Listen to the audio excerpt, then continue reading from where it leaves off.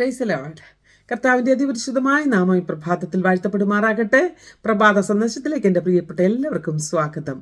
ഒരു പ്രാവശ്യം കൂടി നമുക്ക് ഒരുമിച്ച് കർത്താവിൻ്റെ മുൻപിൽ വചനവുമായി കടന്നു വരുവാൻ സഹായിച്ചല്ലോ. ഈ പ്രഭാതത്തിൽ നമുക്ക് ഒരുമിച്ച് ചേർന്ന് ചിന്തിപ്പാൻ തക്കവണ്ണം ദൈവം നൽകിയിരിക്കുന്ന തിരുവചനം 2 കൊരിന്ത്യർ ലേഖനം 8-ാം അധ്യായം അതിൻ്റെ 2-ാമത്തെ വേദഭാഗം. കഷ്ടത എന്ന കഠിന ശോധനയിലായിരുന്നിട്ടും അവരുടെ സന്തോഷ സമൃദ്ധിയും മഹാദാരിദ്ര്യവും ധാരാളം ഔദാര്യം കാണിപ്പാൻ കാരണമായി തീർന്നു. Praise the Lord. മക്കദോന്യ സഭയെക്കുറിച്ചാണ് ഇവിടെ പറഞ്ഞിരിക്കുന്നത്. നമുക്ക് എല്ലാവർക്കും നന്നായിട്ട് അറിയാം. ദൈവത്തിന് കൊടുക്കുന്നതിന് ദാരിദ്ര്യം ഒരു പ്രശ്നമല്ല.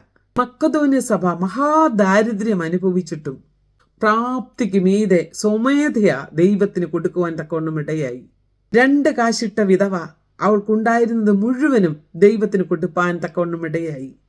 സാരേഫാത്തിലെ വിധവ വെള്ളവും വീട്ടിലെ പാത്രത്തിലുള്ള അവസാനത്തെ തുള്ളി എണ്ണയും 1 പിടി മാവ് കൊണ്ടുള്ള അടയും ഏലിയാവിന് കൊടുത്തു.